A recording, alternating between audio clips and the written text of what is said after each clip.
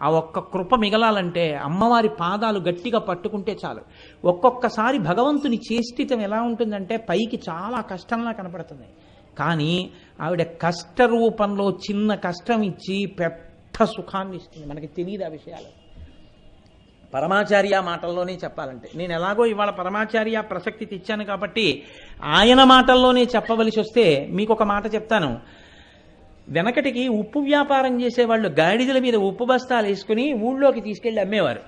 ఒకనకొకప్పుడు ఉప్పు అమ్మే వ్యాపారులు గాడిదల మీద ఉప్పు బస్తాలన్నీ వేసుకుని అరణ్యంలోంచి వెడుతున్నారు. దొంగలు చూశారు, వీళ్ళు ఉప్పు బస్తాలన్నీ పట్టుకెడుతున్నారా, ఉప్పు బస్తా అంటే చాలా బరువు, ఆ ఉప్పు పట్టుకెడుతున్నారు, వీళ్ళు ఉప్పు అమ్మి మళ్ళీ వస్తారు. వచ్చినప్పుడు మనం ఈ ఉప్పు అమ్మిన డబ్బు పట్టుకొని వస్తారు కాబట్టి వీళ్ళని భయపెట్టి డబ్బు దోచుకోవచ్చు.